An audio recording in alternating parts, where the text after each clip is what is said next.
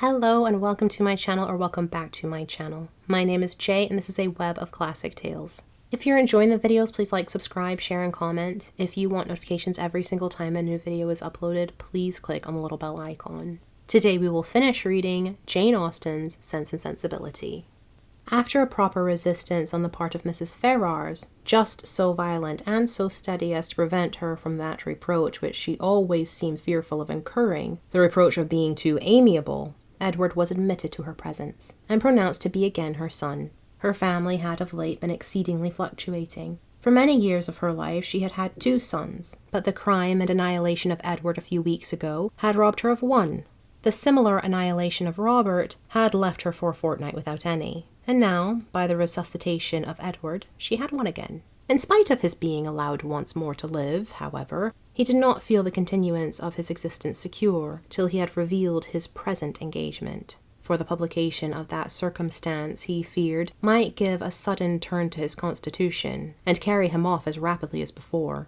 With apprehensive caution, therefore, it was revealed, and he was listened to with unexpected calmness. Mrs. Ferrars at first reasonably endeavoured to dissuade him from marrying Miss Dashwood by every argument in her power, told him that in Miss Morton he would have a woman of higher rank and larger fortune, and enforced the assertion by observing that Miss Morton was the daughter of a nobleman with £30,000, while Miss Dashwood was only the daughter of a private gentleman with no more than 3. But when she found that, though perfectly admitting the truth of her representation, he was by no means inclined to be guided by it, she judged it wisest, from the experience of the past, to submit. And therefore, after such an ungracious delay as she owed to her own dignity, and as served to prevent every suspicion of goodwill, she issued her decree of consent to the marriage of Edward and Eleanor. What she would engage to do towards augmenting their income was next to be considered, and here it plainly appeared that though Edward was now her only son, he was by no means her eldest. For while Robert was inevitably endowed with £1,000 a year, not the smallest objection was made against Edward's taking orders for the sake of 250 at the utmost, nor was anything promised either for the present or in future beyond the £10,000 which had been given with Fanny. It was as much, however, as was desired, and more than was expected by Edward and Eleanor, and Mrs. Ferrars herself, by her shuffling excuses, seemed the only person surprised at her not giving more.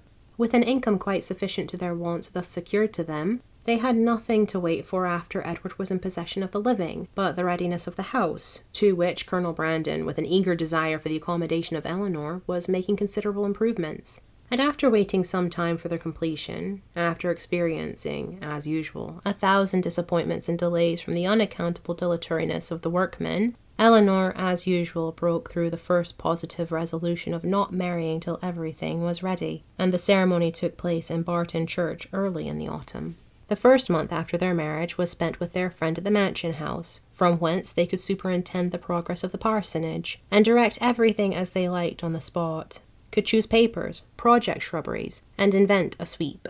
Mrs. Jennings' prophecies, though rather jumbled together, were chiefly fulfilled, for she was able to visit Edward and his wife in their parsonage by Michaelmas, and she found in Eleanor and her husband, as she really believed, one of the happiest couples in the world. They had in fact nothing to wish for but the marriage of Colonel Brandon and Marianne, and rather better pasturage for their cows. They were visited on their first settling by almost all their relations and friends. Mrs. Ferrars came to inspect the happiness which she was almost ashamed of having authorized, and even the Dashwoods were at the expense of a journey from Sussex to do them honour. "I will not say that I am disappointed, my dear sister," said John, as they were walking together one morning before the gates of Delaford House. "That would be saying too much, for certainly you have been one of the most fortunate young women in the world as it is. But I confess it would give me great pleasure to call Colonel Brandon brother. His property here, his place, his house, everything is in such respectable and excellent condition. And his woods! I have not seen such timber anywhere in Dorsetshire as there is now standing in Delaford Hanger. And though perhaps Marianne may not seem exactly the person to attract him, yet I think it would altogether be advisable for you to have them now frequently staying with you, for as Colonel Brandon seems a great deal at home, nobody can tell what may happen, for when people are much thrown together, and see little of anybody else, and it will always be in your power to set her off to advantage and so forth. In short, you may as well give her a chance. You understand me." But though Mrs. Ferrars did come to see them, and always treated them with the make-believe of decent affection, they were never insulted by her real favour and preference. That was due to the folly of Robert and the cunning of his wife, and it was earned by them before many months had passed away. The selfish sagacity of the latter, which had at first drawn Robert into the scrape, was the principal instrument of his deliverance from it, for her respectful humility, assiduous attentions, and endless flatteries, as soon as the smallest opening was given for their exercise, reconciled Mrs. Ferrars to his choice, and re-established him completely in her favour. The whole of Lucy's behaviour in the affair, and the prosperity which crowned it, therefore, may be held forth as a most encouraging instance of what an earnest and unceasing attention to self-interest, however its progress may be apparently obstructed, will do in securing every advantage of fortune, with no other sacrifice than that of time and conscience. When Robert first sought her acquaintance, and privately visited her in Bartlett's Buildings, it was only with a view imputed to him by his brother. He merely meant to persuade her to give up the engagement, and as there could be nothing to overcome but the affection of both, he naturally expected that 1 or 2 interviews would settle the matter. In that point, however, and that only, he erred. For, though Lucy soon gave him hopes that his eloquence would convince her in time, another visit, another conversation, was always wanted to produce this conviction.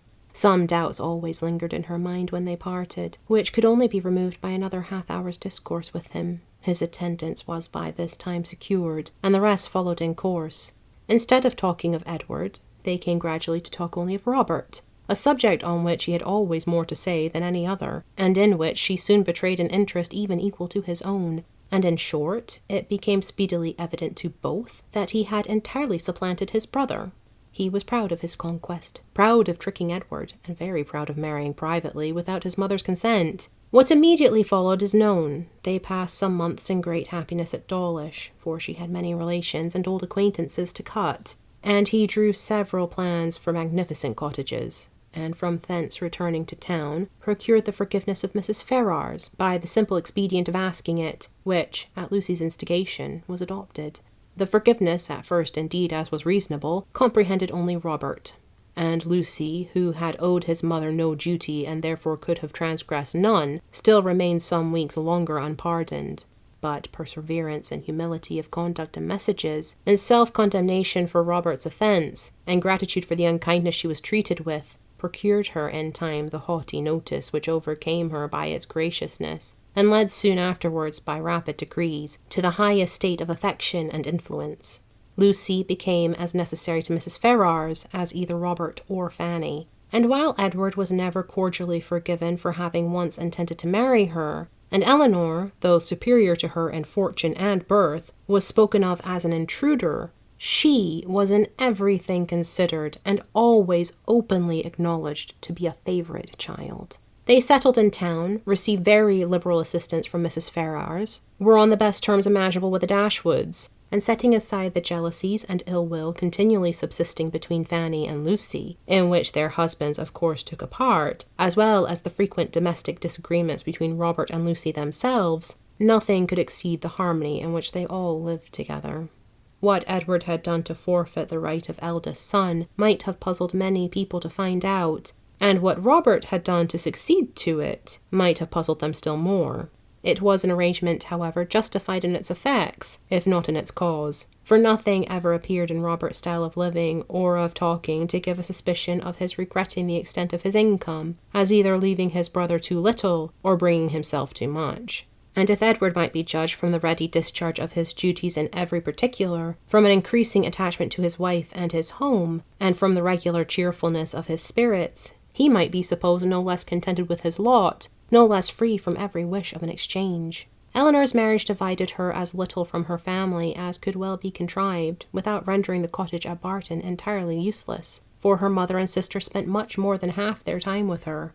Mrs. Dashwood was acting on motives of policy as well as pleasure in the frequency of her visits at Delaford, for her wish of bringing Marianne and Colonel Brandon together was hardly less earnest, though rather more liberal than what John had expressed.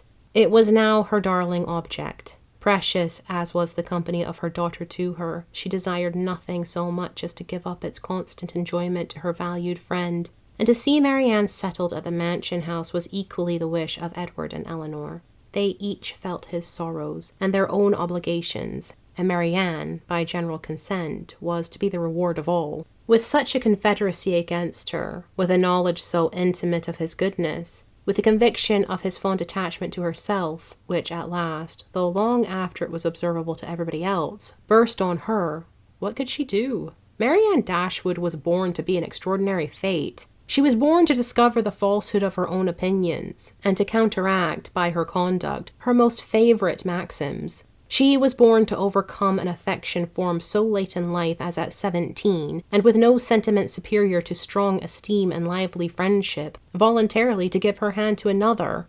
And that other, a man who had suffered no less than herself under the event of a former attachment, whom, 2 years before, she had considered too old to be married, and who still sought the constitutional safeguard of a flannel waistcoat. But so it was.